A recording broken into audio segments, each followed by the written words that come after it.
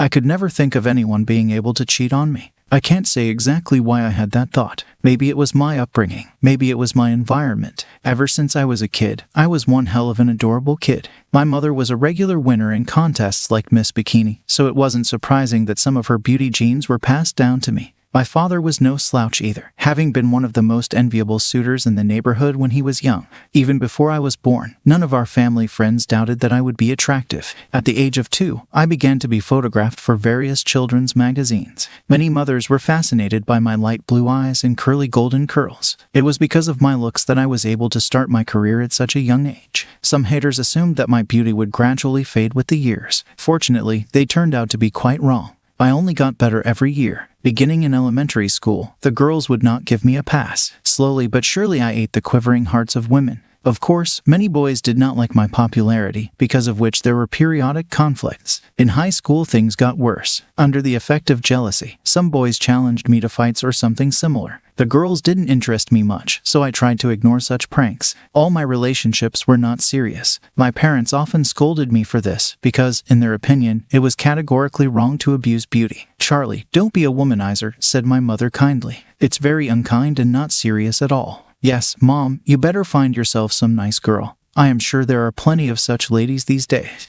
"Okay, Mom," but at the time I didn't listen to that kind of moralizing. I kept segregating girls by their looks, because I wasn't attracted to anything else about them at all. When I graduated high school, my appetites grew. My surroundings changed, with models replacing cheerleaders. I walked the catwalk myself for a while, but not for long. I was invited to several auditions for a movie. I didn't want to refuse, because you can't put beauty on bread. I had to work in order to live a good and comfortable life. Surprisingly, I got my first audition in my life, and so began my ascent to stardom. With each new role, I became more and more in demand actor. With the money, I was also becoming more desirable groom. The golden age of my youth began. I met different, interesting ladies, and spent a lot of free time with them. Not a single club was left without my visit. I loved going there, as it was possible to meet a lot of attractive and pretty girls. That's how I met my first wife. We lived together for a short time, but thanks to her I was able to finally formulate the requirements for a potential soulmate. We lived with my second wife for a little longer, about 7 months. I can't say for sure anymore, but earlier there was probably a reason why we couldn't continue our relationship with her, and it kept repeating itself. I had several other wives that I never really connected with. Fortunately, these failures lasted until I met Molly. She was not much different from my previous spouses, but she still had a twist. We met at a priest's screening of a movie where I played a supporting role. That day I was not given much attention, which I was very pleased with. I was in a positive frame of mind, and I was talking to my buddies on the set. I was passionate about the conversation, but at one point, all thoughts completely vanished from my head, and it was because I noticed Molly. She was an incredibly beautiful girl. I instantly experienced an attraction to her person as well as the beautiful forms that fell into my eye. "Excuse me, could you give me a few minutes of your time?" I politely inquired of the girl as she approached me. Her wide smile enchanted me. "What kind of question?" she asked in response. "You seem very attractive to me, so I wanted to enjoy your company. Alas, I am married. In that case, it's a great reason to file for divorce from your husband." It was with this phrase that it all started. At first, I did not expect my new acquaintance to react in any way to my proposal. Those words were spoken under the influence of several glasses of champagne. In a moment of slight intoxication, I bet too much on my appearance, and it turned out that my pretty face did not play the least part. Molly and I met secretly on the terrace. It was apparent almost at once that she was more than indifferent to her husband, but it was not for me to judge her, for I had not done very well either. "What is your name?" I asked. "Molly Brown, charming name, and how did you get here? What brings you to tonight's screening?" "Well, I'm not really interested in movies, but my husband is a screenwriter. I often attend events of a similar format with him. However, for my vocation I am an online model." I smiled happily as I was just expecting to hear a similar answer. "You didn't surprise me. With your adorable green eyes, it's no wonder you're modeling. I've never met a woman as graceful and seductive as you, Molly." We flirted for another 10 minutes, but my new acquaintance had to go to her husband. We exchanged numbers as we should have, and then we never saw each other again that day. After that, I saw Molly very often. Of course, our meetings were secret, but they didn't last long. After 2 months, she easily left her husband to spend more time with me. I took this quite normally because I knew that she was attracted not only to me, but also to my money. As long as I didn't run out of it, Molly would always be chasing my tail. I had a lot of fun with this girl. I've rarely had a similar experience with a member of the female sex. Maybe she's my destiny, I sometimes thought, and then shoved the intrusive thoughts away. I still struggled with doubts for a long time. But it was over as soon as Molly made her first move. "Charlie, I love you," Molly said. We were cuddled up in my bed. It was a very intimate moment. "Why don't you answer me, and I love you?" "Really, of course. Can I give you any other answer?" On Molly's face, you could see an extreme degree of human satisfaction. It was probably the answer she'd been waiting to hear. I was very happy, too. There were butterflies in my stomach. "So maybe we should get married," Molly asked me out of the blue. "What, marry?" I was a little stunned that our relationship was growing so fast. I was also a little intimidated by the prospect of marriage. Knowing what Molly had done to her ex-husband, I didn't feel like putting our relationship on the books. What if this woman wanted to divorce me in the future and take some of my property as she had done with her ex-husband? "Don't you want to?" Molly asked me pitifully. And I really had trouble answering that question. However, I found some arguments as to why marriage was not such a bad idea. "I do," I said. "Then are we getting married?" "Yes." "When will the wedding be?" "Whenever you want, of course." The wedding ceremony was literally the following week. I couldn't understand why Molly was in such a hurry to ask. Perhaps she even had some ulterior motive. But there was no point in thinking about what was done and what I myself had signed up for. We had a lavish wedding. Many successful and famous guests were invited, which couldn't help but please my ego. Molly's dress looked absolutely adorable. Looking at her that day, I felt as if I would fall in love with her with the purest of love. Our married life together began. I dreaded this phase because I was very familiar with it. It was during this period that conflicts begin between couples. I more or less knew what to expect, so I felt invulnerable in the hands of my woman, and Molly turned out to be a wonderful wife. At least, that's what it seemed to me and my family. She didn't cause any unnecessary problems, and she was very discreet in public. This aspect played almost the main role because I was still a media personality. By attending various events as my date, Molly gradually began to gain more popularity. It was the greatest joy for her. Gradually, I began to gain respect for my spouse, as she proved to be a very calculating and forward-thinking person. Molly was often interested in our financial situation. In most cases, she was the one who took the initiative to buy various stocks. I had nothing against it, for some things were simply too much for me to think about on my own. I did not suspect my wife of cheating, for there was absolutely no reason to do so. Molly always remained cheerful and attentive to me. I was calm, but one day a very interesting event happened that made me question the honesty of my dear wife. We were making love. All was well, and nothing foretold trouble. I felt completely at peace. Together we were beginning to peak. Molly was beginning to scream. "Oh, more? Yes, Thomas." I was very surprised, since my name was Charlie. This little misunderstanding confused me. Without stopping, I began to wonder why I was named Thomas. Molly's groans subsided. When I noticed the look on her face, it was clear she was tense. Apparently my wife hoped I hadn't heard anything. "Why, Thomas?" I asked. What? You called me Thomas." "I accidentally, out of habit. That was my ex-husband's name." I didn't answer. I was offended, but a little mistake like that can't be a sign of real infidelity. I decided to just forget about what had happened. And I thought I had made the right choice because there were no further problems. If I had started to get caught up, it probably wouldn't have affected me in the best way. It wasn't until 9 years later that my suspicions started to arise again. A similar situation happened, only with a different name. Our Stan, my intoxicated wife, moaned during one of our nights together. It was after this incident that I began to wonder about my wife's fidelity. I specifically remembered that name my wife accidentally uttered. My mind seemed to be possessed, for I could not think of other things. A surveillance of Molly began. I hired a private detective to follow my wife. Only there was no point, because my wife accidentally spotted him herself. Watching an unknown man of stalking, she filed a police report. From that moment, the cooperation with the private detective ended. I was to deal with my own suspicions. I came up with the most usual idea. I spied the password to Molly's phone and then stole it for a while.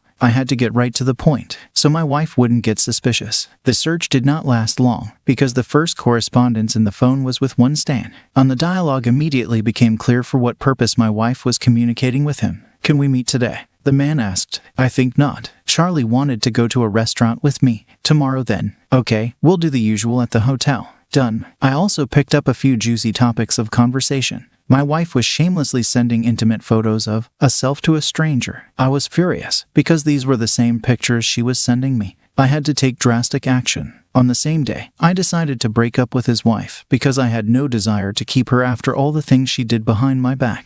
"We have to break up," I said on one of the most ordinary days. "But why? I know you were cheating on me." "Charlie, you got it all wrong. That's enough. Is this what you do to me after all the years I put up with and helped you? Did you have any gratitude? My wife said indignantly. And what should I be grateful to you for? That all this time I have been with you and helped you. I even left my husband for you, Molly. All you needed was an excuse. I'm sorry. Please, I was wrong. I didn't know why I did what I did. It's not true. I'll never do it again. It was just a stupid mistake. With the influence of my own emotions, I was still able to forgive my wife. We were together for a while, but my feelings were no longer as sincere as before. So I decided that at the first opportunity one would leave my wife right away. That chance came very quickly. That same year I met a new girl. In the old scheme of things I was able to impress her. What was Molly's surprise when I filed for divorce? But why, she asked. I thought we had it all worked out. I found a new girl for me, and you're just ready to trade me in for someone else. Just like a thing, you left me no choice. We started a complicated legal battle.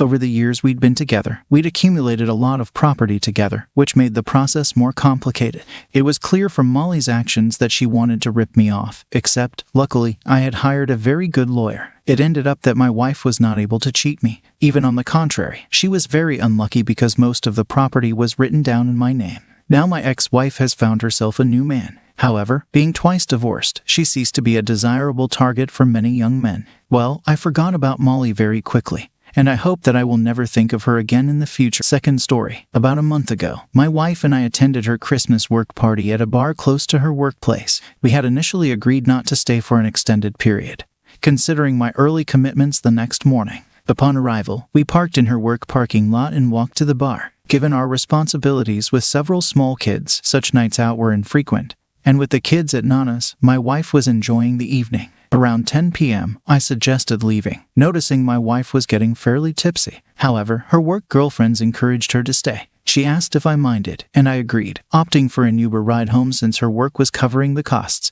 Arriving home, I went to sleep, but around 3:30 a.m., I woke up to find my wife still absent. Calls and texts went unanswered, and discovering that the bar had closed at 2 a.m., concern set in. Worried something might have happened, I decided to drive back to the bar, calling multiple times in the hope she'd answer, but she never did. Upon reaching the bar, I saw her car in the parking lot with the lights on and engine running. Pulling up behind her, I got out, walked up to the window, and peered inside. Complete shock overcame me as it seemed my brain couldn't process what my eyes were witnessing. My wife was shirtless, leaning over, providing oral sex to a guy in the passenger seat. In disbelief, I forcefully opened the car door, exclaiming, "What the?" My wife, heavily intoxicated, retorted, "We're just talking." Carrying a pocket knife, I opened it, pointing it at him, declaring, "You're dead." Furious, I stormed around to the passenger side, yanked the door open, and confronted him. He apologized, hands up, as I grabbed him and forcefully pulled him out of the car. After a stumble, he hastily pulled up his pants and scurried away. Meanwhile, I faced my wife, inebriated with her exposed chest, questioning, "How could you do that?"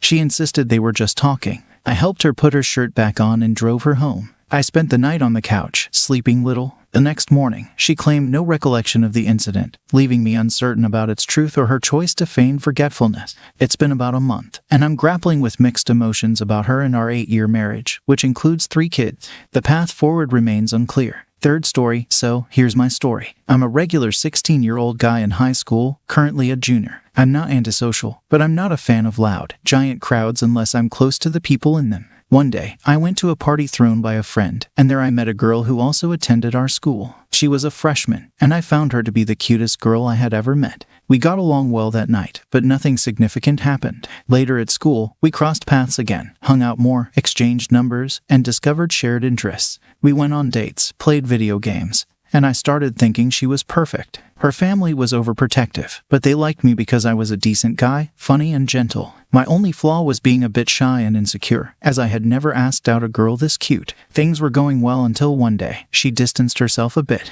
It turned out that a guy had asked her out, and they started dating. I wasn't angry with her, just disappointed in myself. Ironically, the day she changed, I bought her a necklace and was planning to confess my feelings. Despite her having a boyfriend, we continued hanging out. She seemed a bit too comfortable with me, but nothing happened. After about a month, she broke up with her boyfriend, and I comforted her. A few weeks later, I confessed my feelings to her, and she admitted to liking me even before her previous relationship. She wanted time to heal, and I respected that. I gave her the necklace, and her friend later told me she cried tears of happiness. We started going on dates, doing things together, and it felt like we were a couple. Her family liked me a lot. However, when I went on a week-long field trip to explore colleges in Florida, things changed. We chatted less than I expected, but nothing seemed odd. When I returned, she was a bit distant, but still sweet. Approaching Valentine's Day, I asked her out, and she hesitated, saying she didn't want to go out but might do something. This didn't sound like her. During that week, I bought her 2 presents and kept them a secret.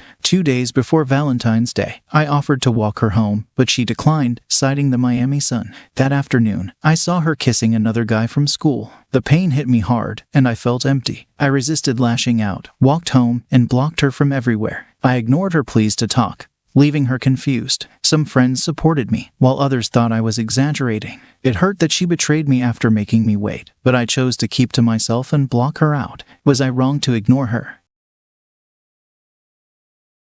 This is the story of a decade-long marriage, unconventional choices, and the complex emotions that come with unexpected revelations. Wife wanted an open marriage to explore herself, now wants monogamy because I found someone better. I am 37M, married to my wife Laura, 36 Fahrenheit, for over a decade. We were neighbors initially before we started dating. Our first 5 to 6 years of marriage were great. We were so much in love with each other. We did everything together and barely needed anyone else to enjoy parties, trips, or games. We were each other's best partners. We deliberately made a choice to remain a childless couple. Like I said, we were so complete together that we never thought we needed a child to make us happy. However, as the years passed, our marriage went through the test of time. It started with the nagging feeling from my wife that our relationship was losing the spark and that we should do something to spice up things. Though I didn't feel it that way, I was still up to explore things with her. We tried different stuff, role plays, BDSM, and toys, all within the realm of a closed marriage. It was fun. She really enjoyed it whenever we did anything new but soon got bored with it.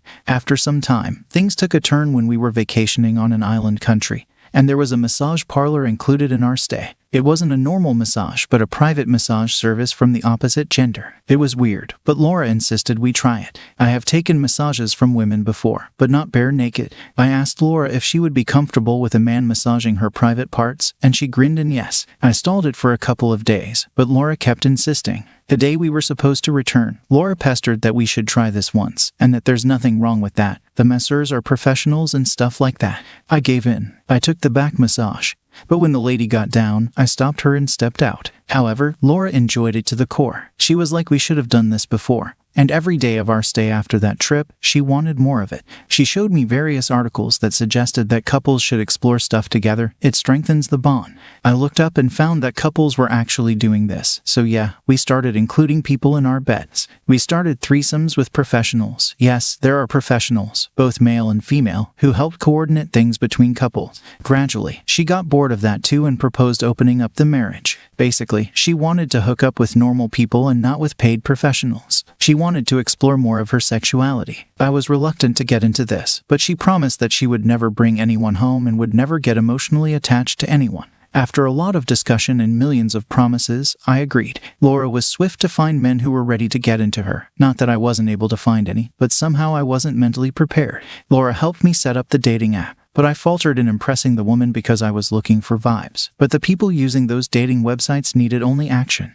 While Laura got to taste new blood every week or so, I barely got interested in any woman, and after a while, I stopped trying. I was just waiting for the day when Laura gets done with her exploration thing, and we get back to our normal life. The only reason why I let her continue that was because our relationship strengthened. We were more of friends than married couples. Our feelings for each other multiplied, and we were happy. On some days when she was gone, I used to flip in and out of the dating websites to look for potential people. Not that I never hooked up, but it was way less than Laura's count. And it was never fulfilling or joyous. I'm not trying to whitewash myself, but I'm not proud of doing all this. If I had a choice, I would have never gotten into it. Every time we had this stuff, I woke up with a heavy, uneasy feeling that I never wanted to do this. I wanted a monogamous, beautiful married life with my love, but Laura enjoyed it to the core. Even if I confronted my feelings, she would snap and say, "Grow up, we're already married. You're lucky to have a wife like me who lets you enjoy your life." Maybe she was right. Maybe there are men who wanted all this, but I didn't want it. Okay, enough of the background. Around a year back, I met this single mom. I'll skip the details of where, how, and when. She was also looking for something casual to move on from her bitter divorce. She's 37, call her M, and had recently divorced from her husband of 8 years. She wanted to meet me at a public place before going physical. She opened up about her past and confessed that she got into all these just to divert herself from the divorce trauma but didn't like going around with new people. She had the vibe I had been looking for. I told my story, and we instantly got connected. We had sex after that, and it was fulfilling. We started meeting more often, both indoors and outdoors. After a few months of seeing her, she told me that she had uninstalled all the dating apps and blocked everyone else after she started going out with me. Not that she wanted to prove any loyalty to me or wanted any from me, but she was just conveying her feelings to me. I too had stopped seeking other women after I met her, but I didn't tell her this. I didn't want to give any wrong signals. I loved Laura and had no plans of any serious relationship with him. This went on for a few more months, and I started feeling very guilty about it. Laura and I had set up ground rules that we wouldn't emotionally cheat, and if ever we felt anything for someone, we would confront each other. I felt I was cheating on Laura by getting emotionally attached to him, so I confessed this to Laura. She gave a very strange reaction. She said it happens, and I would gradually move on from him. I was happy that she didn't feel cheated, but I was worried that if I didn't move on from him, and instead I get more attached to her, I doubted that maybe I downplayed my feelings for M in front of Laura. A week ago, Laura came to me, and out of the blue, she said, "Let's stop all this." She wanted to close our marriage. I asked her the reason, and she said nothing, just that, "I don't feel right about it anymore." Had she said this before I met M, I would have gladly stopped it. But now I was loving the time with M and didn't want to stop that. I asked her the reason multiple times, but she didn't say anything. Out of desperation, I checked her phone, and I found something that gave chills to my bones. She was in love with a man and was planning to divorce me, and this was happening for over a year. They had already discussed the terms with a lawyer and were about to claim half of my property and other assets. But at the last moment, that man ditched Laura, saying he loved his wife and could not leave her. Laura pleaded with him a lot to stay, but he abandoned her, and that's why Laura came running to me and asked me to stop all this. She feared that I might leave her for M. I realized that Laura reacted normally when I told her about my feelings for M because she too was emotionally cheating on me and secretly planning to get rid of me. Of late, we both realized that we were drifting apart. Laura knew that it was M for me, but she was not concerned because she had this man. Now, I'm at a fix. What should I do? Should I close my marriage? I'm just done being Laura's puppet. Now she was the one who dragged me into this, and now when she's done enjoying it, she wants to pull me out too. Update 1. Thanks for all the comments. I appreciate both the good and bad. A few of you really gave me a good perspective through the PM. Thanks, buddy. So yeah, as I wrote in my previous post, I found Laura was in a relationship with a man and was planning on divorcing me. I too was seeing a woman, but I wasn't betraying Laura at all. I never said love you to him, nor had I planned on divorcing Laura. When she asked me to close the marriage, I pushed it back. It led to a fight where she accused me of cheating and sleeping with him. I retaliated, saying she was planning on divorcing me and all that. After a lot of fights, emotional manipulation, and tears, we both agreed to never see anyone else. I told him, and she was fine with it, though I could see the tears rolling down her cheeks. We were still 2 weeks into this, and I discovered that Laura had not left anything, and she was still doing it under my nose. I confronted her, and she confessed that she was scared that I might divorce her for M. She again tried to play this card of emotional manipulation, but I put my foot down and said I was done with her. To be honest, those 2 weeks of closed marriage were suffocating me. Laura was not the same woman anymore, nor was I the same man. Though I had stopped seeing M, deep down, I used to think about her. I found Laura too disinterested in the relationship. All these made me realize that my marriage is over and beyond repair. I said this to Laura, and she flipped out. Later, she confessed she was afraid of losing me but also couldn't remain monogamous. She wanted a commitment from me but wasn't ready to be committed yet. She was promising to get over it soon. I was just so done with it. I honestly confessed that I had fallen out of love with her and could not stay with her. She pleaded that we give a chance to our marriage, but I put my foot down and asked for a divorce. I have moved out of the house and have spoken to my lawyer to initiate the divorce proceedings. Initially, she was pleading for yet another chance, but now she has taken it into her ego and has stopped contacting me. I see her daily show on social media where she goes out with a new guy every day and is wasting herself. She hasn't blocked me, and I feel she is deliberately doing all this to make me feel jealous. She doesn't understand that my jealousy and insecurity phase are over. I have spent many years getting jealous of the men she used to spend time with, and now I care less about her and her lifestyle. After all this, I contacted him again. It was embarrassing for me, but she understood my situation.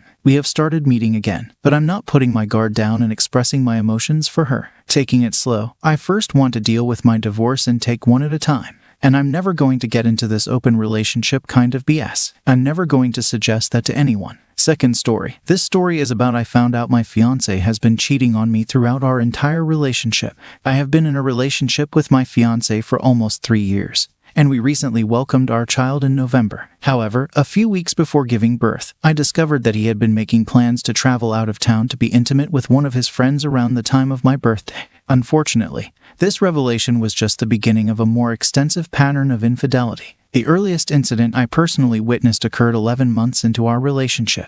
He cheated with someone I knew through a Discord server, and shortly after, I was removed from the server. He consistently omitted my presence in his life, or sometimes outright denied my existence. Shockingly, he even told one of his friends that I was a stalker, despite us living together. Additionally, I learned that he had stored explicit photos from various people, including his ex, a friend's wife, and an 18-year-old neighbor, all concealed in his email. The 18-year-old had spent a day at our home under the pretense of helping him with a car project. Despite my concerns, I chose to trust that nothing inappropriate would occur. Over time, I noticed a pattern in his behavior. He would distance himself from me, only to suddenly shower me with affection and declarations of love. Now, I realized this was just a feeble attempt to cover up his guilt. Every day, I find myself in our home, wondering when he will cheat again or manipulate his friends to portray me as a crazy person if I decide to leave. I've learned a valuable lesson about trusting my instincts and not blindly believing in someone just because I love them. This isn't the entire story, but I needed to share some of it, as I don't have anyone in my life to confide in. In summary, my fiancé and the father of my daughter is a serial cheater, and I'm unsure of how to proceed or what I truly feel. Today's story is about. I'd recently discovered that my wife had cheated on me for over 30 years. I had video and photos as proof and that I'd be using them in the divorce. Well, my friends, go to the story and see what happened in the end. The funeral had been touching. It had been a truly beautiful ceremony. The flowers were fresh and the church looked and smelled great. The sun was high in the sky and beaming down on the people who attended, as if God was thanking them for their presence as he accepted one of his own into the kingdom of heaven. The priest had prayed and praised the departed, imparting upon her character the greatest accolades that could be said about any earthly woman, while I sat back in the first row giving the greatest acting performance of my life. I listened to it all with a completely straight face, nodding along with his words in seeming agreement while inside I was laughing. I'd practiced for at least a couple of days by having Darla read the priest's speech to me while I tried to remain calm and collected. In the end, I'd failed. I hadn't been able to sit idly by and listen to a pack of lies. So I had taken the next best step. I was paying for the funeral, so I got to say what happened. I changed the priest's speech, where originally he wanted to say that she was a great wife and mother. I edited it. He said instead that she was a wonderful mother to her children, where he wanted to call her honest and caring. I made him change it to forthright and stalwart because nobody really knows what those things mean anymore. In fact, I was puzzled myself, so I Googled them and then had him take out forthright, because Kathy was a lot of things, but forthright wasn't one of them. In actuality, the whole ceremony was a farce. Kathy wasn't even a Christian. It was a sham meant to show penitence to my 2.5 adult children. I really didn't want to do it, but Darla wanted a family and my kids wanted me back in their lives as well. My kids had no idea what to make of Darla, and I wasn't saying a ducking word about her. As Darla pushed my wheelchair over to the grave after the casket had been lowered into place and I was supposed to throw or drop the first ceremonial clump or handful of dirt on the casket to send her spirit heavenward, I faked tears and infirmity. The few people there were touched and I gestured to my son Rad, short for Conrad, to assist me. Had I not been there, it would have been my son Michael's job as the firstborn son to handle it. By asking Rad to do it was a sign to family members that the breach between the two of us was well on the way to being repaired. My 2 other children, Michael, who was 38, and Jessica, at 34, smiled and nodded. They liked seeing the rift between Rad and I healed. Conrad, who was 35, gently sprinkled dirt over the rich wood of the casket while holding my right hand. "Be at peace, mother. We all loved you and you should know that your family is united again as you leave us," said Conrad sadly. Had Darla not pinched my hand so hard it nearly drew blood, I'd have lost it and burst out laughing. I screwed my face up in reaction to the pain of her pinch. Most of the people at the funeral mistook my pain for me thinking that I regretted the things that had kept my family apart for the past 7 years. Conrad and I had a difference of opinion. And as usual, he tried to get into something that he should have had the sense to stay out of. It was the wrong time for him to do that, so Conrad ended up as collateral damage in the war between his mother and me. I did feel sorry for what I'd done to Rad. But if his pain and uncertainty over the past 7 years made him a better man, it was worth it. As the few people who'd come to see Kathy off left, After slowly parading past the grave and dropping their samples of earth on the box that would be her home until it rotted away over the next several centuries, I groaned. "What's wrong, Faisal?" asked Darla. Her voice, which none of my children had heard until that point, was paralyzing. It was the kind of voice that should be relegated to late night, smoke-filled jazz clubs and phone sex operators. To say that my kids were shocked at the way she spoke to me was an understatement.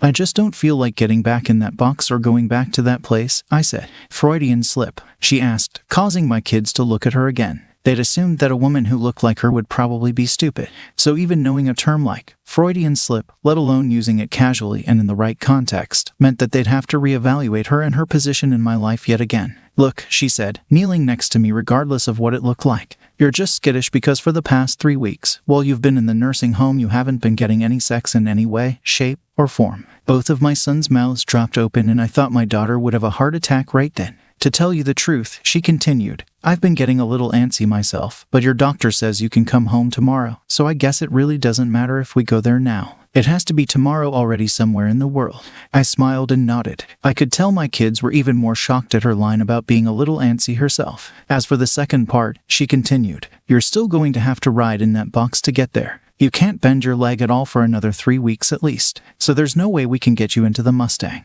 And even if we could get you into it, I can't drive a stick. And you can't either with your right leg broken." "Good. I can make sure that all of the lovers you snuck into my house while I was at the retirement home didn't steal my stuff or damage anything." She looked really smug about that. "Don't worry," she said. "I made sure to clean up after them and wash all of your clothes that I let them wear after they did me." The kids probably didn't notice it, but Darla was hiding something. "We'd have to talk later, so which one of the nurses at the home will be my replacement?" "Why do you want to know?" I asked. That was as far as the conversation got before Michael, ever the voice of reason and squeamishness, interrupted. "Oh, Dad, we'd like to talk to you some," he asked. "Would it be possible for us to come home with you and talk for a while?" "I guess," I said. "Oh, Mike, please keep me in the loop, if you can," said Conrad, turning to go. "Rad, where are you going?" I asked. "Aren't you coming too?" I didn't. He hesitated. "I didn't think you'd want me to come. I thought maybe this was some kind of family thing. And with Mom gone, I'm not." "Conrad, you are. Where and always will be just as much my offspring as Michael or Jessica. I love you just as much as I do them. You are my son. Nothing in this world can ever say anything different." Conrad had tears in his eyes as he looked at me. "How about that DNA test that you took to court?" he said. "Well, yeah, there's that," I said, laughing. "But there are things we need to talk about and you should be there too. I'm 59 years old and if anything, this has proven to me that I won't live forever. I'd like to have my family around me in my golden years. So let's all sit down together and have a meal and a few drinks and talk about the past, the present, and the future with open minds and no prejudgments left over from bygone days." "I wish Mom could have lived to see this," said Jessica. I couldn't help it. I let out a snarky laugh. "But Dad," she said, looking at me strangely after my laugh, "you were there with her in the end. And you said such nice things to her." My heart melted. I chortled and Darla smiled at them and told them they could follow us to our house. Darla had called our favorite restaurant before the funeral and arranged for a meal to be catered. She quickly set the table as the kids and I made small talk. I noticed that on one of her trips back and forth between the dining area and the kitchen, Michael went after her. He came back a few moments later with a big smile on his face and declared, "I guess she doesn't want any help." He shrugged his shoulders and looked at me. "Dad, would you really short her check if someone helped her?" he asked. "That's kind of cold, isn't it?" "Michael, how much money do you earn?" I asked, pretending I didn't already know about Michael's salary, his failing marriage, or his gambling problem.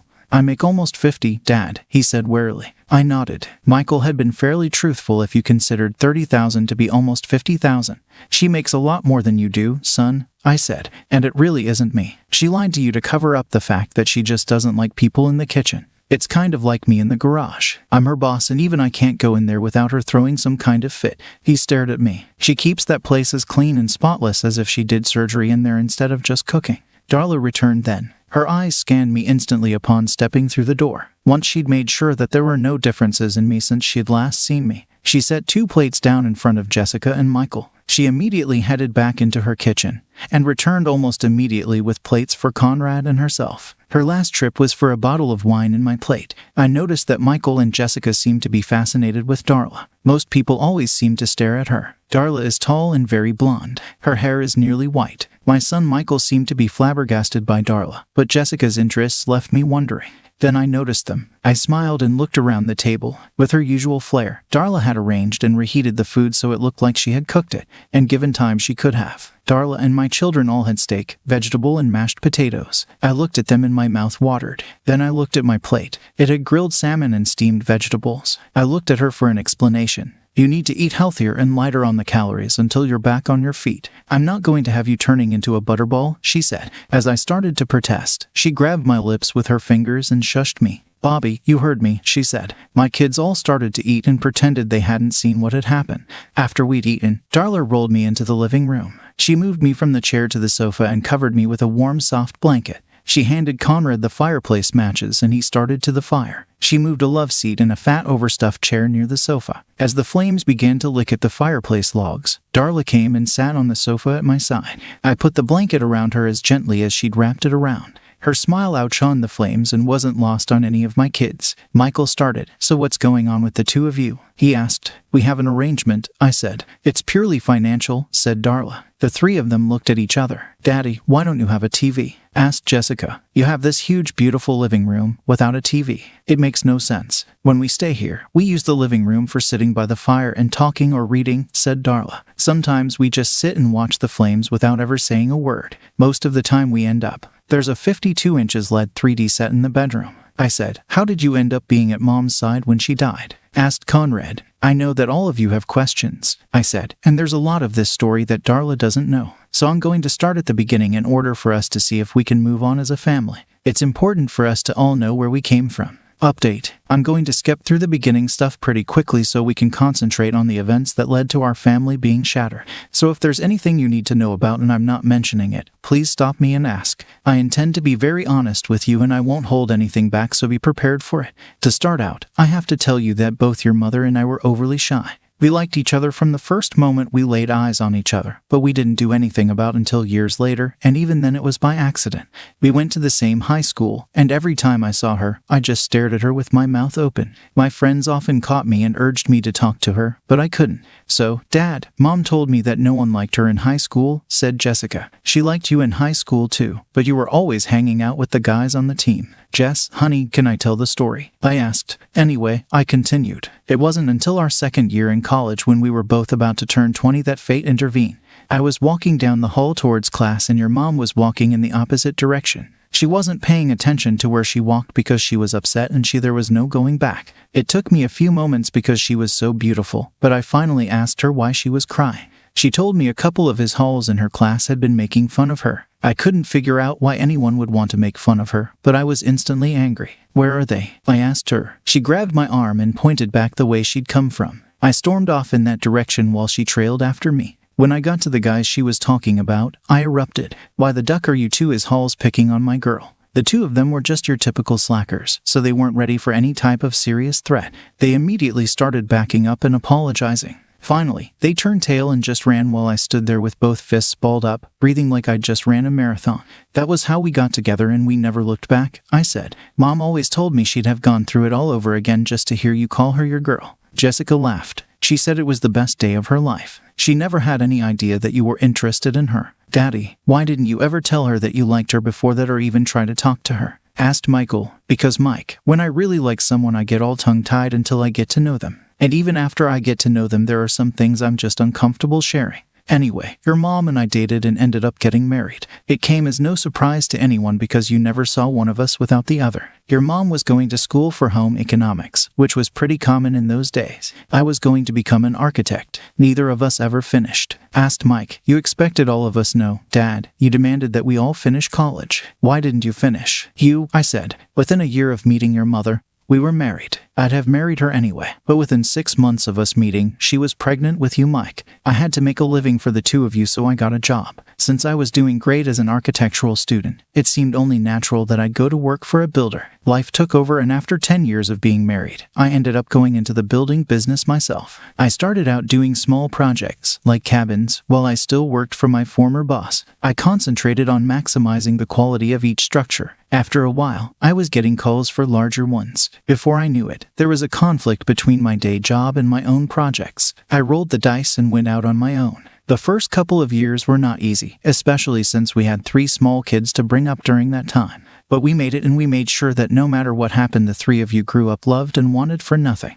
We did have a great childhood," said Conrad. "We had so many dreams, Kathy and I continued. "I loved her more than anything on earth. She was my partner, my best friend, the love of my life, and my soulmate all rolled into one. Her smile could light up a room like you wouldn't believe. She was one of a kind, and I accepted her oddity because I loved her so much. We didn't get married in a church. We got married in the middle of the woods with flowers all around us, and a lot of our friends gathered with us. Our wedding night was really special too, or at least I thought it was at the time. We rolled through life together, sharing all of the good times and all of the bad, and I'll tell you, the good ones by far outnumbered the bad. I was just stupid. I gave that woman my heart, my mind, my trust, and all of my faith. Never again. I had no ducking clue. Anyway, we raised the three of you and got you all through school. Michael, you got married and had a great job. Jess, you were about to get married, and Conrad worked in the family business with me. Mike, you were the son every guy always wanted. You made your own way, or tried to. I never minded helping you out on occasion when necessary. Jessica, you were my little princess. Brad, you were in his hall. You showed up late for work more often than you were on time, and you criticized and countermanded every decision I made.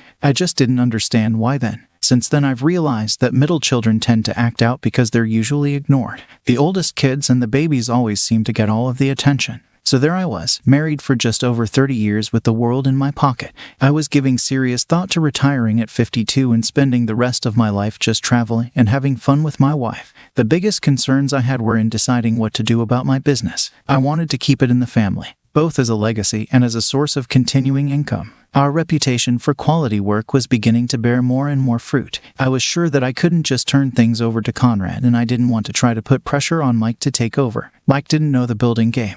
Jessica's husband also didn't seem like the kind of guy I could hand the keys to.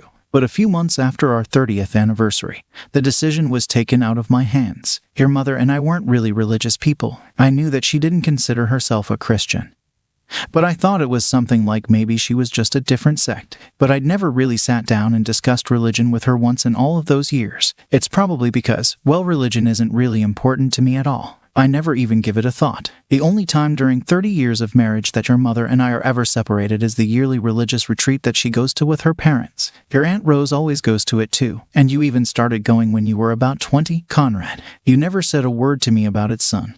And I guess that's why what happened between us did. Update 1 anyway, just after our 30th anniversary. Your mom told me about the conference. I never gave it a second thought. After all, she'd done it every year since before we were married. There were some years that I had to use our SUV to drive all of you guys to the airport, and then pick you up 3 days later, but other than that, it wasn't a factor. I'm not stupid, but your mom cheating on me simply never entered my mind. We loved each other so much. Our sex life was perfect. Even after 30 years, we couldn't keep our hands off of each other, and with you guys out of the house, we'd started experimenting even more. There was no thought in my mind that anything was going on, and if I had even dreamed that there was, I'd never have expected it to happen in a place that her parents, her sister, and our son went to with her. The retreat or conference was usually held in Las Vegas, so that year I decided that I'd surprise her mom and meet her there. There was also a huge home builders conference there at the same time, so I checked her reservations to make sure that I'd be able to find her. Your mom and your grandparents left the day before I did. When I got to Vegas, I checked in and found out that the hotel she stayed in was right down the street from where I was staying. I had visions of taking my wife out for a luxurious Las Vegas evening, and then retiring to one of our hotels. I went to her hotel and found out that the conference was some kind of pagan retreat. I had no idea what a ducking pagan was, let alone that your mother was one of them. I couldn't even get into the conference because I wasn't a pagan myself. Luckily, I had a friend who worked for hotel security, and he got me in. As the big door closed behind me, I was sure that I was in the wrong place. The huge conference suite was dimly lit, and it smelled like sex. I was sure that I was in the wrong place. Then I noticed that all over the room there were couples in acts of copulation. I also noticed other people running around neck eating or drinking. I was even more certain that I was in the wrong place until I spotted your Aunt Rose. Rose had her ...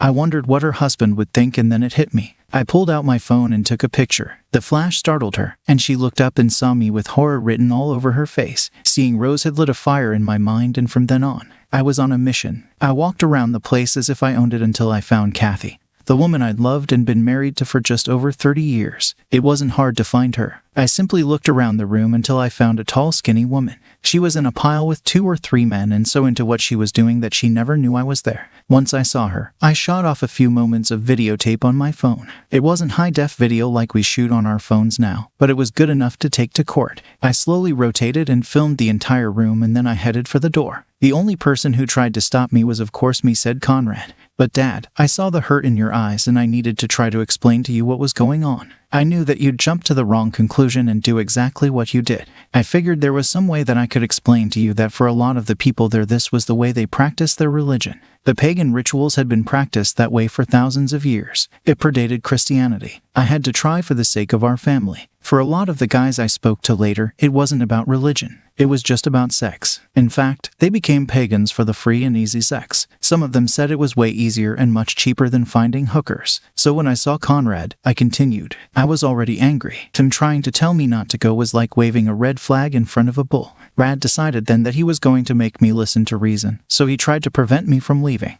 I very gently propelled him towards a place where he could continue to practice his religion. He shrugged off my arm and threw me across the floor into a group of people, said Conrad. Even 7 years ago at 50 he was strong. He's still strong now, smiled Darla. We probably wouldn't have even been in the nursing home to run into your mom if he hadn't broken his leg skiing. Conrad was, of course, so intent on explaining his religion to me that he didn't notice how badly I was hurt. I never even went back. I checked out of my hotel then. I paid the full weekend rate and flew home that evening. It took less than 15 minutes for Conrad to find your mother. I knew that because she started trying to call me then. By that time, I'd already gotten back to my hotel and checked out. I went up to the room, got my bags, and hit the airport. I didn't want to wait for the next day to leave like you guys had to, so I found another passenger at the airport and changed tickets with him. It cost me $1,000. He was happy to do it because it gave him another day in Vegas and $1,000 of my money with. That was why Granddad couldn't find you the next morning at the airport, said Conrad. When you wouldn't answer your phone, he checked on your hotel and plane reservations. We went to your hotel but they wouldn't give us any info. This was before 911 when anyone could get info on their family members. The airline just told him that you'd be flying out that next morning, so he went to the airport and sat there in the lounge waiting for you to show up.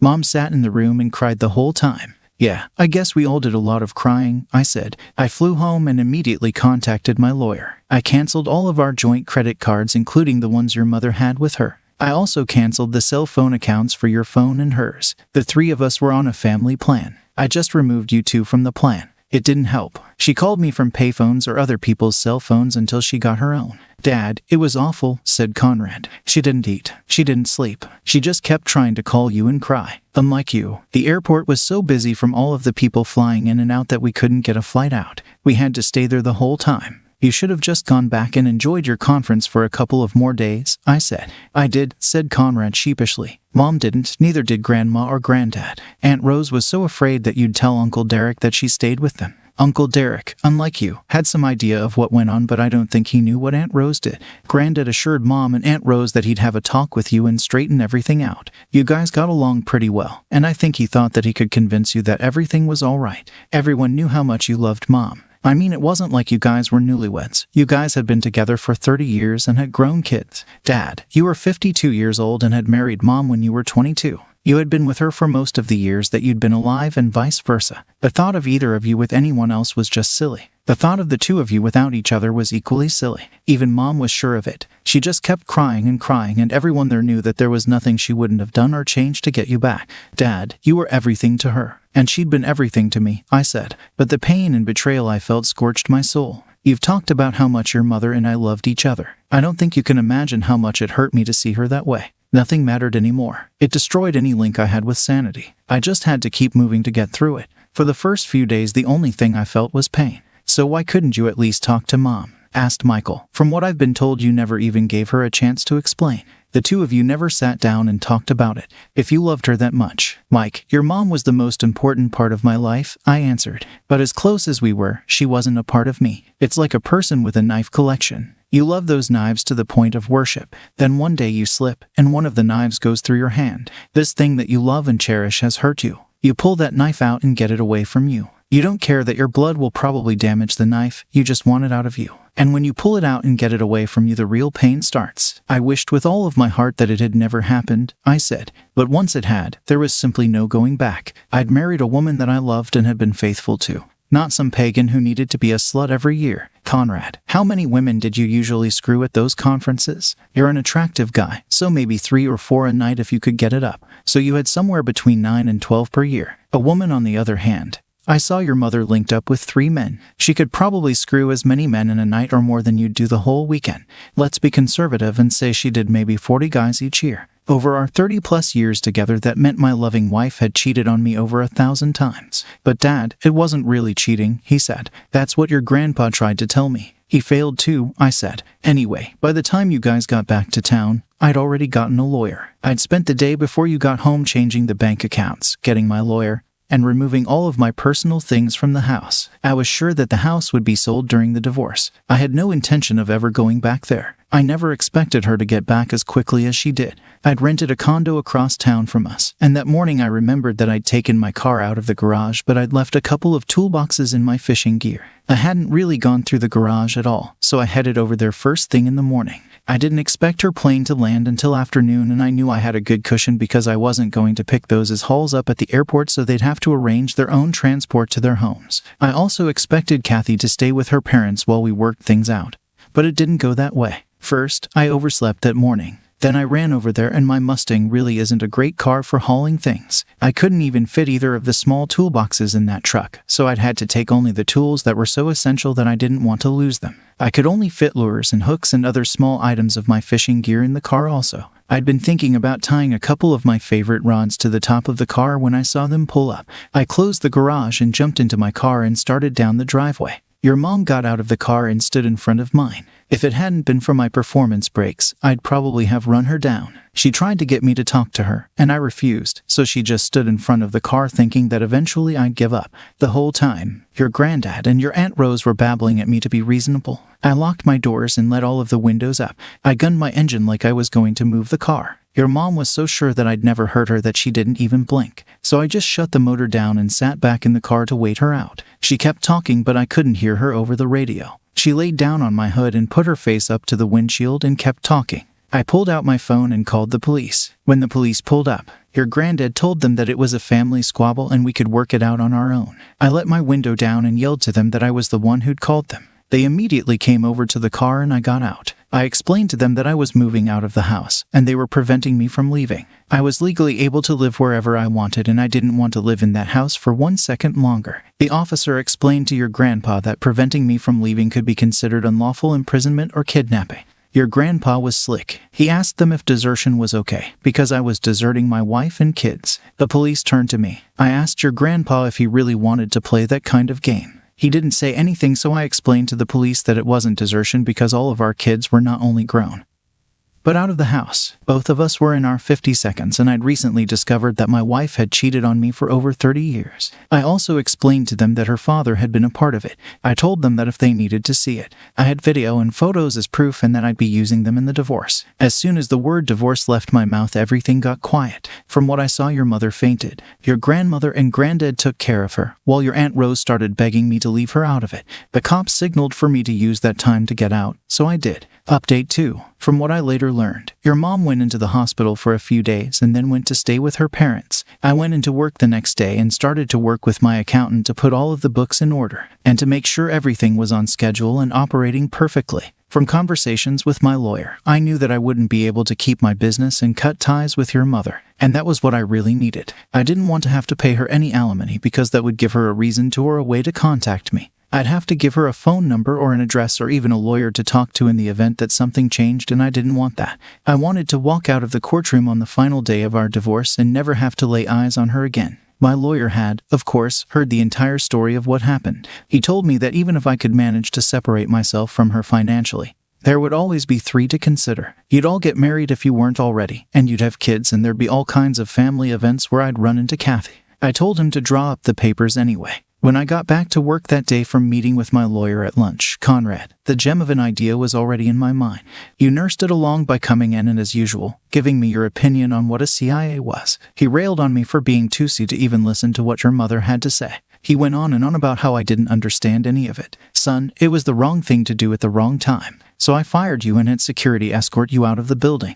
I can still see the hurt look on your face, but things were going to get worse for you. In my mind, you had simply ramped up your betrayal even further. You painted a target on your own back. It didn't take long after that for your grandpa to show up. He told me about your mother having a hysterical nervous breakdown. I told him that she'd still be covered under our company's health plan until the divorce was final. That was the first time I remember seeing that man cry. He told me that I was making the biggest mistake of my life. I told him his daughter had already made hers. He started giving me all of this quasi-religious facts and the history of paganism, and I asked him what it had to do with us. He told me that this country was founded on religious freedom. I countered with the marriage vows. He then reminded me of the ceremony we'd done. Our whole marriage ceremony had been based on pagan ceremony, and we had never vowed to hold ourselves only unto each other. I was stunned because he was right. He tried to score more points by reminding me that Kathy had been participating in her religion since before we got together. She had done it since she was 18 years old and over the age of consent. He told me that his daughter loved me. There was absolutely no doubt in his mind that she loved me more than anything or any person on earth, including him and her religion.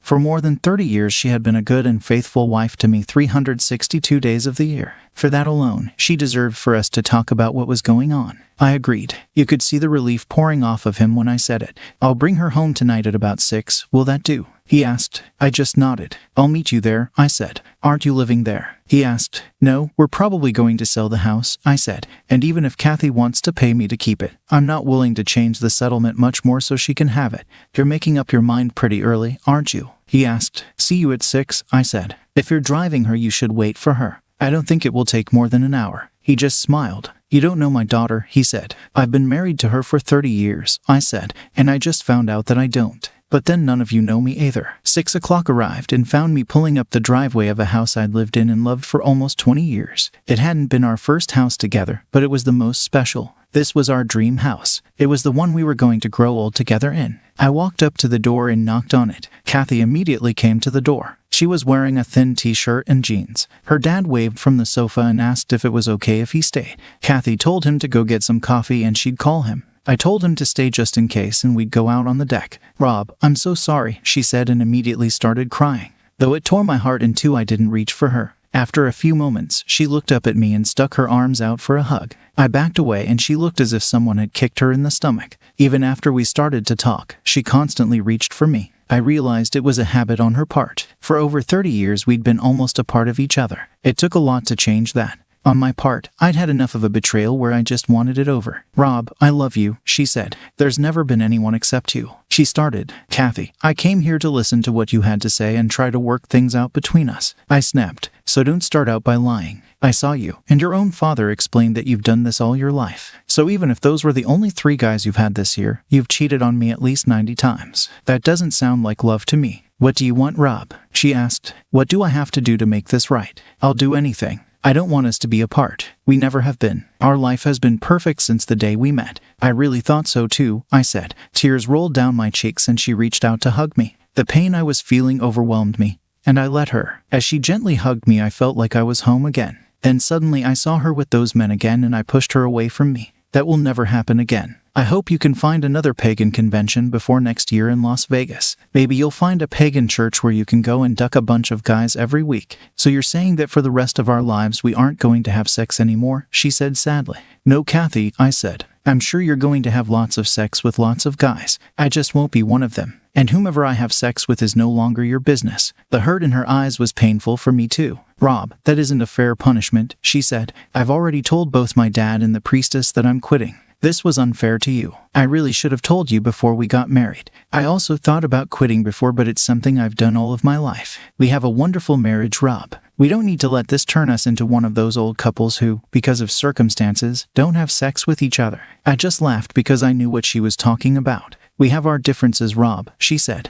but we love each other more than anyone else I know. So I'm a pagan. You have your oddity too. What is it with you and Mustangs? You've never wanted any other kind of car. I don't like them. They're too loud. They're too small inside and everyone you see on the street wants to race. If you even get a scratch on that car, you're whining like a little baby. But I put up with it because it's you, honey, and you're the man I love. You're all mine. Too bad I can't say the same, I said. Over the years, I thought that you were all mine too. But now I'm only beginning to calculate how many times you've cheated on me. Kathy, our whole marriage has been a lie. Our whole relationship has. When you think back, you see things we did together in memories. I no longer have that. Now all I wonder about is how many guys you ducked that year. I have nothing to hold on to anymore. None of it is true. Rob, you're out of your ducking mind. Every bit of it is true. We're perfect together. Do you remember the things that some of our friends went through? All of your friends reached a point where they stopped having sex with their wives or where their wives cheated on them. Did you ever have to beg me for sex, Rob? Even when I was pregnant, I wanted to be with you as much as you wanted me. Any and everything you wanted to try I was okay with, probably because you'd already done those things with someone else. Her whole face turned red and I thought she was about to explode. You're a ducking liar. I have never done anything with anyone before I did it with you. Whether you believe it or not, you're the only man I love and you always will be. So you claim, if I couldn't believe you about you cheating on me for the past 30 years,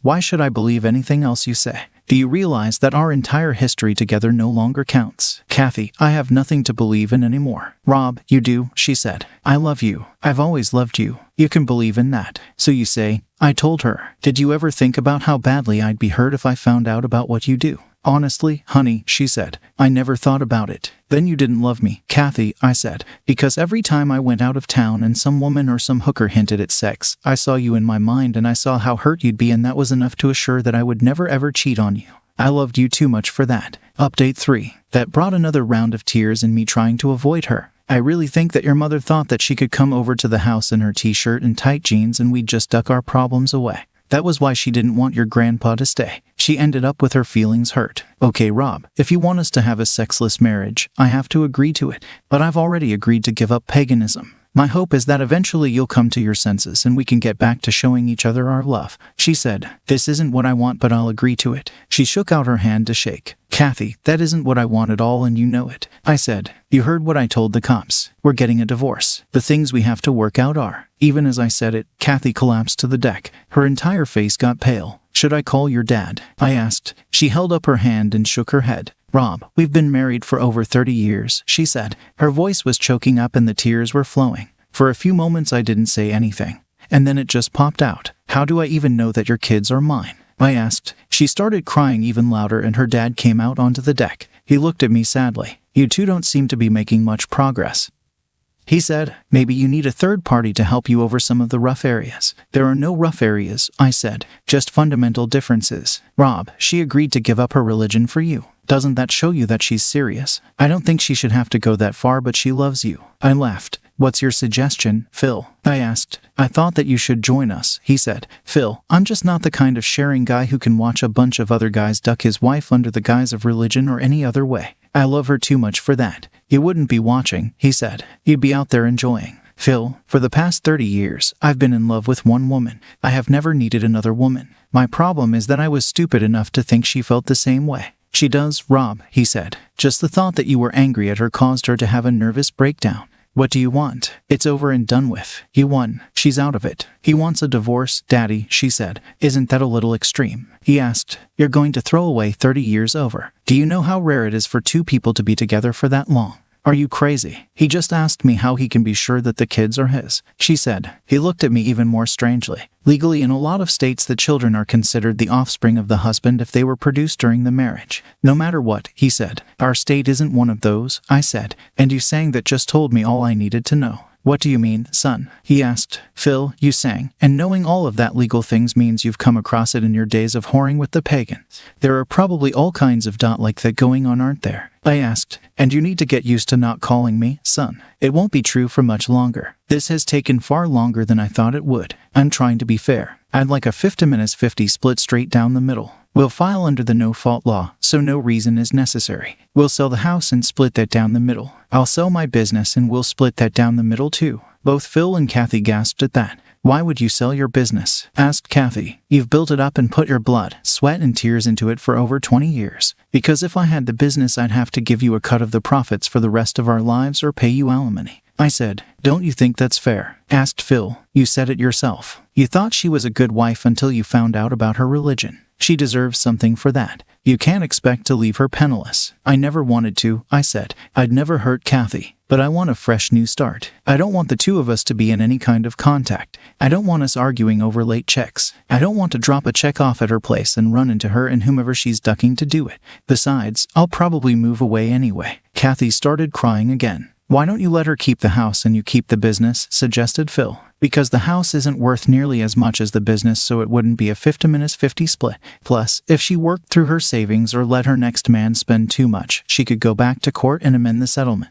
Most judges wouldn't like seeing me with more assets than she'd have, so I'd end up paying her anyway. I'm trying to be fair. We just split everything and walk away. If she ducks up her money, it won't be my fault. But I thought the business would be a legacy for your kids, he said. He isn't even sure the kids are his. He thinks I'm some whore. Rob, you threw in your little jibes about my next man twice and I let you get away with them. There won't be any more men for me, ever. No one said anything, so I broke the silence. My lawyer has the papers all drawn up. I said, maybe you guys could come by tomorrow and sign the papers. I'm going to take a walk through the house and see if I missed anything that I wanted.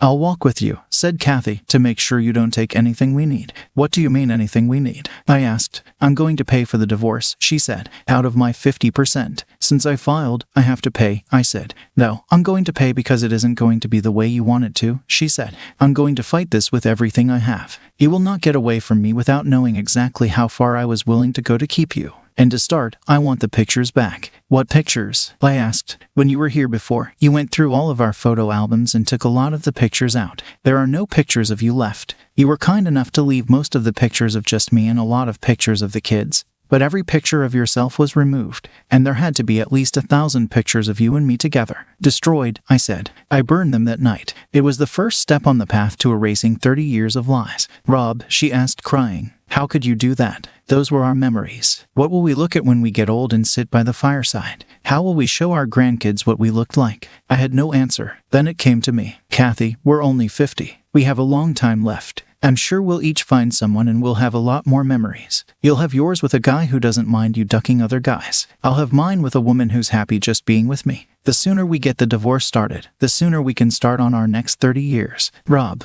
how many days are there in a year? She asked. 365 days, I said. So if I, as you call it, cheated on you for 3 days a year for 30 years, that only adds up to 90 days. So it's not 30 years of lies. It's only 90 days. To put it in perspective, that's 30 years of love, 90 days of lies. And never call it lies again. I have never once lied about loving you. Update 4. Kathy got a lawyer. She got a really good lawyer. At our first meeting, he begged her to take my offer. She demanded a meeting to discuss it. He told her at the meeting that she would never get a better offer. My lawyer told them that if they didn't accept the offer, we'd file under adultery and charge everyone at the conference that could be tracked down or identified as accessories and drag them all into court. There would be a lot of people and their careers ruined, and a lot of marriages, including Kathy's sister Rose's, would be ruined as well. Kathy didn't blink. Staying married to you is worth everything, she said. Do it. Burn the ducking world down around us, baby. At the same meeting, she came up with her next demand. She wanted the pictures returned. When I reiterated that the pictures had been destroyed, she demanded that they be remade.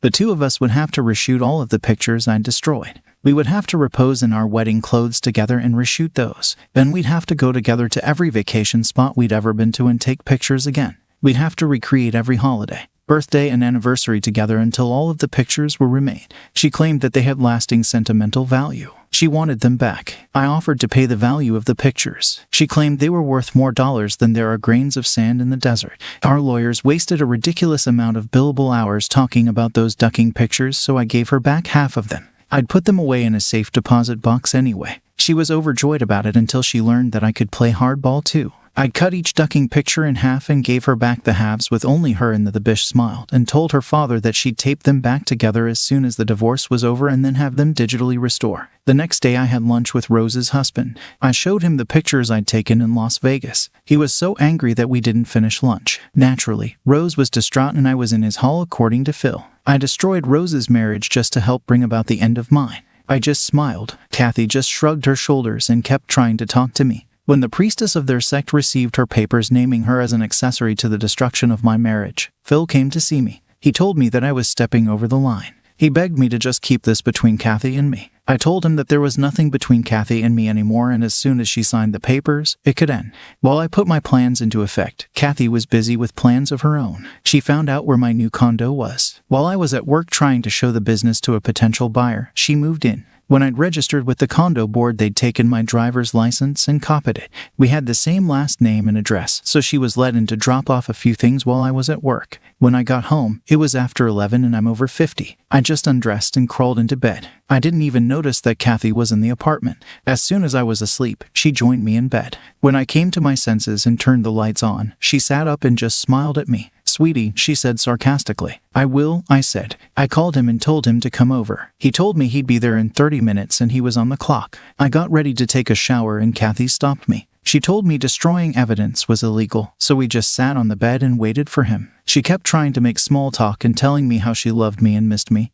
but I refused to partake. Then I noticed it. Kathy was thinner. Not to a ridiculous level, but definitely thinner. There was something wrong with her hair too. It seemed lifeless. When my lawyer got there, I accused Kathy of breaking into my apartment. I told him he should charge her with trespassing too, and she just sat there and smiled. "Did you guys have sex?" he asked. "No," I said. "I wouldn't touch her with someone else's." Kathy's face fell then, and she smiled and nodded her head vigorously. She also pointed to spots on my boxers. "But we didn't," I began. "Nope, we didn't, but you wish we had, don't you?" She smirked as I watched my lawyer grudgingly nodded his head. "What is going on here?" I asked. "She gets to stay for 30 days. He said, "You're a married couple. You slept in the same bed last night and had sex. The divorce has to be halted and she can stay in your house for at least 30 days. I had a fit. I took a shower and Kathy started making me breakfast. "The fridge is not that well stocked," she said, smiling. "I'm going to have to go shopping. What would you like for dinner?" "Your absence," I said. Kathy had ramped up her attempts to get me back, so I had to ramp up mine to get away. There was no way I was going to live with her for 30 days. So I moved back into the house. I also went nuclear in my attack against Kathy. That evening, her mother and father were named in the divorce, along with as many of the people from Las Vegas that we could identify. Things got serious. Paganism as a religion is not big in the U.S. When I took out a full page I had in several smaller ones across the country, the case began to pick up notoriety. I was interviewed for a couple of newspapers. Kathy's father and a lot of other people went to her and finally convinced her that too many people were going to be hurt. I think they finally convinced her that no matter what happened, she couldn't force me to stay married to her. It might take a year or more, but I'd eventually be free. If she hoped that someday we'd have a chance to get back together, she had to let me go. We settled on the 50-50 split that I'd originally offered. A lot of guys who'd read about my case and really wanted to see Kathy and all cheaters burned were unhappy. They were stupid. The divorce was only part one of my plan. A few days after the divorce papers were signed, all of my children got visits from my lawyer and a technician. They were all asked for a cheek swab. The kids were all sure it was only another blow in the war between Kathy and I. Our continuing shenanigans were beginning to get on everyone's nerves. We were not allowed to touch our funds from the settlement until the second case was concluded. Kathy called me and asked me what was going on when she found out that I was trying to find out whether our kids were mine or not. She laughed at me. "I love you, Rob," she said. "You and I both know those kids are yours. You'll only hurt your relationship with them. It won't stop me from loving you or push me any further away from you. It also won't stop me from spending the rest of my life trying to get you back." So a month later, when we gathered in my lawyer's office, she was delighted. She even reached out to try to hold my hand. Just before the lawyer got the sealed papers open, she looked at me. "You really had our kids tested." She laughed again. "Want to make another one?" When my lawyer placed Michael's DNA test on the table, and we read the results that proved that Michael was mine with a probability of 99.99% surety, Kathy laughed. "Honey, if you want to spend time with me, all you have to do is ask," she said, patting the top of my hand with hers. "You don't have to go to all of these elaborate lengths. All you have to do is tell me to come and where. I'll be anywhere you are, anytime you want me." When the second report and strip also read 99.99% for Jessica, she laughed even harder. All of the laughter stopped when she saw the third strip. Conrad's strip read 0.01% possible. That meant that there was probably a bigger chance of Conrad being my lawyer's son than mine, even with my lawyer being younger than Rad. Kathy's face fell and she cried harder than I'd ever seen. "There is no way I'd ever do that to you, Rob," she cried. "I never missed my pills. Kathy, when Conrad came along, he was an accident, and his birthday was roughly 9 months from your whoring session, wasn't it?" She nodded. "But he has to be yours," she said. I shook my head. "Maybe that's why you were so eager to have another baby so soon after Rad was born," I said. "Subconsciously you knew what you'd done to me." I never wanted anyone's babies but yours. If I had any inkling, I'd have taken care of it. Maybe that's why he..." She stopped talking and didn't say anything else. "So what now, Rob?" she asked. "It's out of my hands," I said. "I'm going to have all of the known members of your sect tested to find out who his father is. And I'm going to sue both of you for the cost of bringing up another man's child. But Rob, he's your son. You've been the only father he's ever had. We'll never find out who his father is." She started crying then. "There were too many men over the years. What have I done?" Phil convinced Kathy to settle out of court with me. The pagan sect would help pay whatever I asked. What I ended up getting was almost twice what Kathy got in our divorce. She ended up living with her parents and I got to keep my business and even to grow it more. The first year after the divorce I concentrated on the business. I didn't date at all. I had no interest in meeting anyone. As far as I was concerned, my life was over. But after a year or two the pain calmed down to a dull ache. I dulled the pain even further by concentrating on my car. I went to Mustang shows and events across the country. I met a lot of nice people and even some women, but I kept things on a friendly level only. It must have been 2 years before I let a friend arrange a blind date for me. The woman was my age and very well preserved, but it simply wouldn't work. Everything about her reminded me of Kathy, even when it didn't. Let me give you an example. The woman I dated was very full-busted. I had a few more dates, but it was always the same. I never once had sex with any of those women. After a while, I just turned to really high-class escorts. "But why?" asked Jessica. "Why not just go back to Mom?" "Trust, honey," I said. "I loved your mother, but she cheated on me for 30 years and I never had a clue. With the escorts, our arrangements are totally financial. There's no trust involved. I pay for the services. If I'm not satisfied, I get another girl." "That's sad, Daddy," said Jessica. "What about love? What about it?" I said. "I have the memories of my life all the way up until your mother betrayed me for that." "What about new love?" she asked. "Jess, I don't think I could ever love anyone as much as I loved your mother. There's simply no room in my heart for that. Your mother still occupies so much room in my heart even now. He even calls me Kathy sometimes when we said Darla." "I do love Darla after a fashion," I interrupted. "She's like another daughter to me. She's the second person I've had this arrangement with. I only keep the arrangements for up to 2 years with a girl. After that, the danger is that it becomes too much like love to keep it going. In Darla's case, I already love her, so it's time to move on before both of us are hurt and can't go back. Darla will walk away in about a month with enough money to do whatever she wants for the rest of her life. She's also going to help get the next girl ready for me. This way my life will never be boring. The question I have is whether or not the 3 of you can come back into my life." "What do you mean, Daddy?" asked Jessica. "We've always been in your life." "Jess, when was the last time I saw you?" I asked her.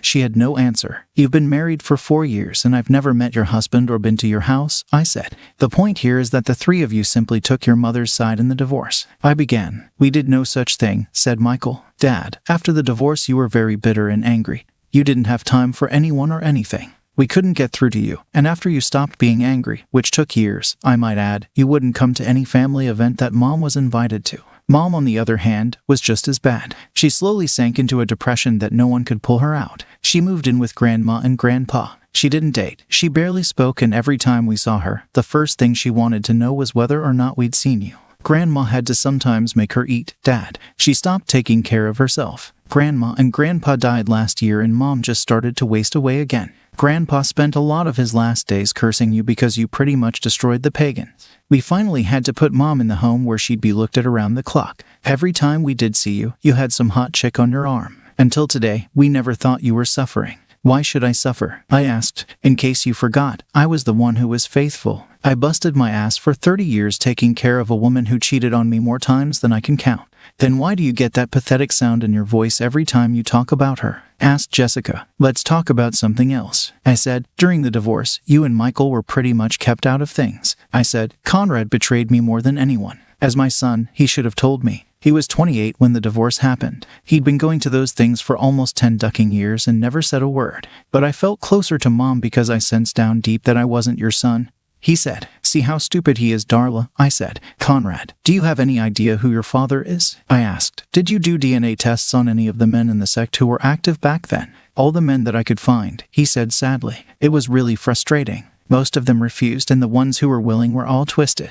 They wanted to be my dad for all the wrong reasons. Now it was Conrad's turn to tear up. So Conrad, down deep inside, who do you think is your father? I asked. I've really always thought that you were. Until I saw that DNA test, he said. It really shocked me. No, son, I said. What it did was fool you. That test was a fake as they come. Neither the lawyers nor the judge knew anything about reading DNA strips. Pretty much nobody does except for the doctors and techs who work in those labs. It's pretty simple to get a starving med student to fake one test for $1,000. Even if he's caught, he can say it was just a labeling mistake. If you'd ever looked at the strips altogether, you'd have noticed that yours was really different. It should have at least shown a similarity with your mother's DNA. Not only was it different from mine, it was different from hers as well, and nobody caught it, which I counted on. You tricked us, Dad. He said. Yup, I smirked. You're just as much the fruit of my loins as those two. But you had it coming, Conrad. You helped to take the most precious thing in my life away from me. I started yawning then, and Darla stood up and told them it was time to go. But we have so much to talk about, said Jessica. You'll have plenty of time in the future now that you're back together again, said Darla. But he needs his rest. As I watched, she shooed them out of the room and they spoke for a few moments. Darla suggests them. The three of you are on the edge. All of you have everything in the world to be proud of and to fight for, and your misuse it all away.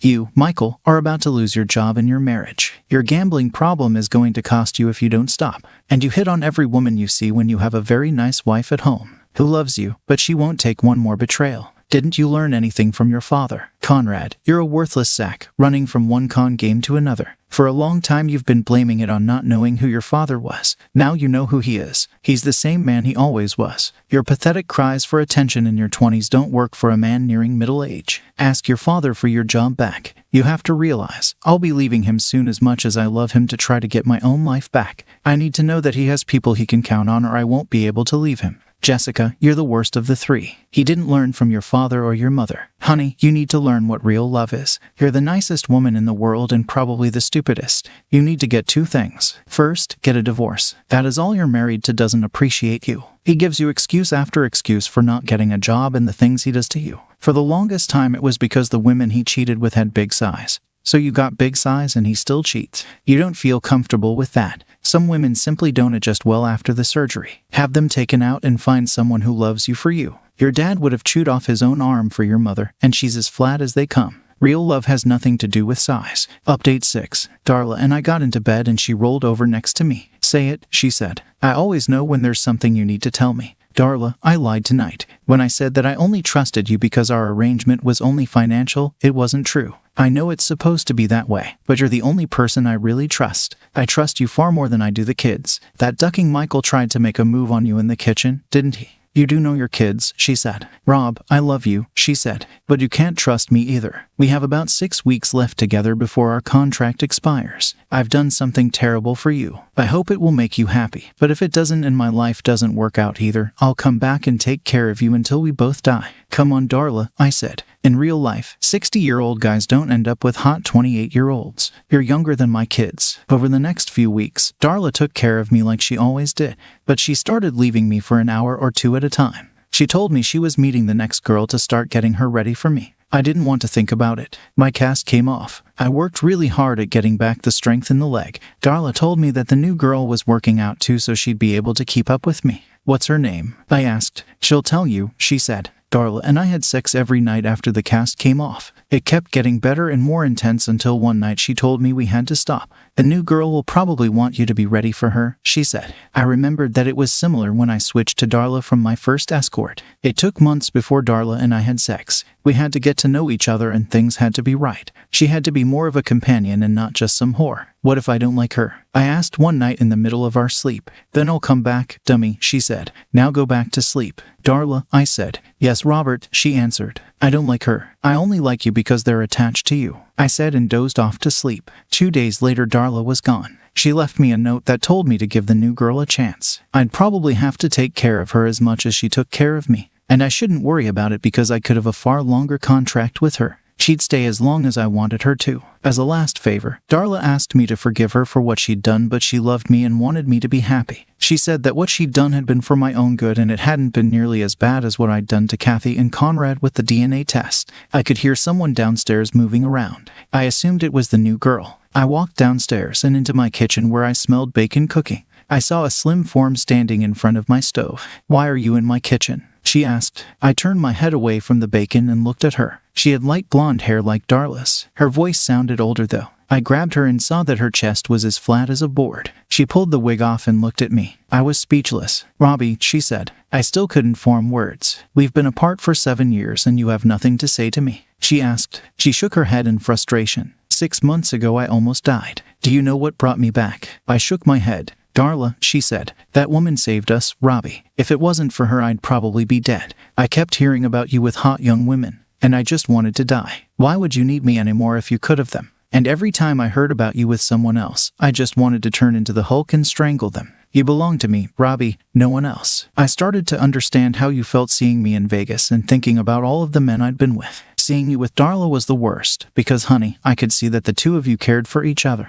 When you got put in the home, I figured I'd have my chance. I started eating again and tried to get my health back. Then I noticed that Darla cared more for you than our kids cared for me. She came every day, regardless of the weather or anything else. She also stayed all day. She was there when you awoke, and she stayed until they made her leave every day and fought with them when it was time to go. I was ready to give up. I couldn't think of a single reason you'd ever need me with her around. She could even give you more babies to replace our kids. We met in the hallway by chance one day, and we started talking. I asked her to be good to you, although we both know she would have anyway. She told me that you cried in your sleep over me and you called her my name when you had sex. She told me that she was sure you still loved me. She was the one who came up with the idea of me die, and it worked. So that day in the hospital when you thought I was dying, when you looked into my eyes and told me all of those sweet things, I knew she was right. I knew that the love you had for me had finally beaten out the hatred over what I did, and you were ready to forgive me. Rob, I promise I'll never do it again. You were right. I was wrong. I should have quit as soon as we got together. But I haven't done it since then, and if you give me a chance, you'll never regret it. I'll take any terms you want to offer. But I love you, and I can't be without you anymore. Robbie, did you really mean all of those things you said to me? Because if you want to know the truth, I was ready to die. My life without you, and it hasn't been a life. That's why I got so thin and my hair started falling out. Nothing mattered without you, Robbie. Final update. So, yeah, I took Kathy back. I had no choice. I was never able to get her out of my mind.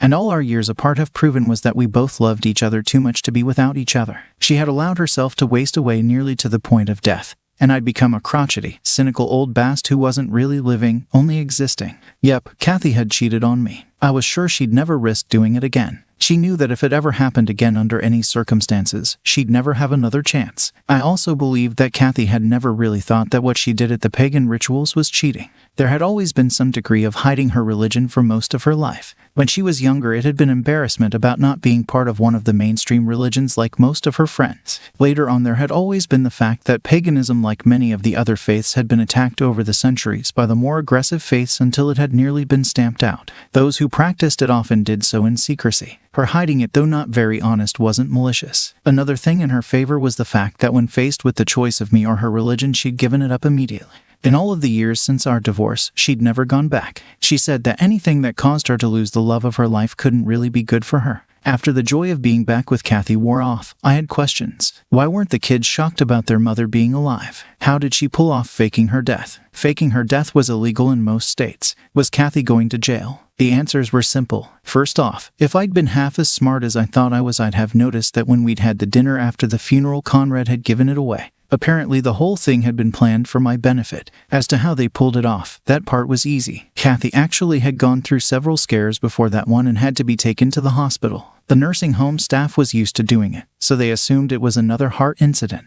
When we got to the hospital, Darla had rolled me over to her after she'd been assigned a room and told that there was nothing wrong with her and it was probably just a panic attack. The words "she's having an attack" made me think heart attack, and I thought, as they wanted me to, that Kathy was dying. I poured out my heart to her and told her how much I loved her. The doctors made me leave the room while she was treated and the game was on. Darla told me she'd passed away. Darla also used my own stubbornness against me. Anytime I mentioned wanting to see the body, she'd say, "I knew you still loved her." And suddenly I didn't want to see her anymore. I was the only person who thought that Kathy was dead. The funeral closed casket at my insistence, since I didn't want to see her, had been for a poor woman from the nursing home who died the day before Kathy was supposed to have and had no family. Darla orchestrated the whole thing to get me to admit that I still love Kathy. It was a rotten trick, but I guess after my DNA stunt I deserved it. My family is back together and taking things a day at a time. Conrad worked his ass off and became the managing officer of my company. That allowed me and his mother to spend more time at home. We never remarried, but we do have the same last name anyway since she never changed it.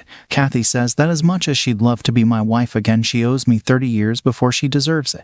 We travel a lot. We have several grandchildren from Michael and his wife. Michael got rid of his gambling problem and still lost his job. Conrad gave him a job working for our company. but he still doesn't trust his brother around any money. Jessica got her implants taken out and found herself another guy. She hopes this one will love her for herself. She brings him around a lot so he can watch me chase Kathy around. Last Christmas I gave Kathy a set of books about her religion. She put them down quickly and looked at me. "Rob, I swear I haven't," she began. I shushed her. "I want you to, honey," I said. She shook her head. "No," she said. "Was this a test?" I told her it wasn't and explained it all to her. We're in our mid-60 seconds now. We're both healthy, but it's a time in your life when you begin to wonder about things. We formed our own pagan sect. It's limited to the two of us. On every solstice and high holiday, we drive my Mustang out into the woods, where Kathy says some sacred words and we make love. Most of the time, we forgot the sacred words. Second story, I caught my GF of 7 years cheating on a fetish website.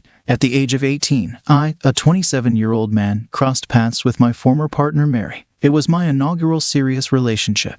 And lacking prior experience in long-term dating, I perceived it as a contented connection until the final 8 months leading to our separation. The concluding year of our companionship presented formidable challenges. The nature of early relationships is such that evolving from late adolescence to young adulthood often results in significant personal growth. This transformation applied to me as well. I began to feel drained by the mental toll of our relationship. Although unwilling to acknowledge it, both Mary and I were drifting away from our former selves, particularly from my perspective. This realization became unmistakable as our relationship neared its end. 8 months prior to our breakup, amid considerations of adopting a dog and completing our master's degrees, I detected a change in Mary's demeanor. Mary, grappling with deep-seated traumas, had typically turned to me during difficult times.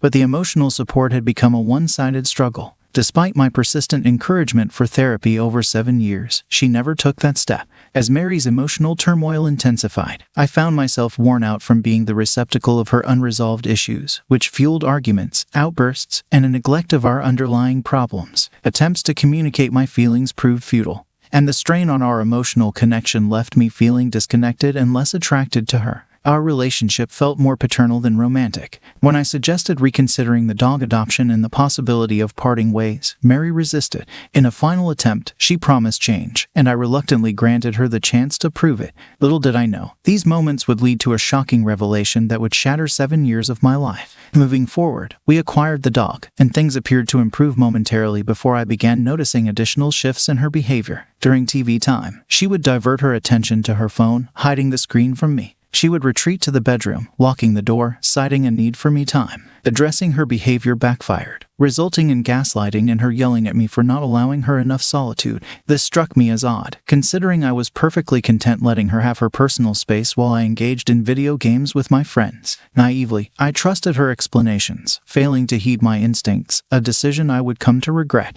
8 months had passed, and with a friend visiting and staying over at my apartment for a few days, we enjoyed drinks and caught up in the living room after his arrival. Unexpectedly, Mary claimed exhaustion and headed to bed. Around 1 a.m., I joined her, only to find her phone's glow illuminating the room as she lay unconscious, sleeping right next to it. Finding her appearance adorable as she slept with her phone in hand, I decided to charge it, inadvertently stumbling upon a shocking revelation.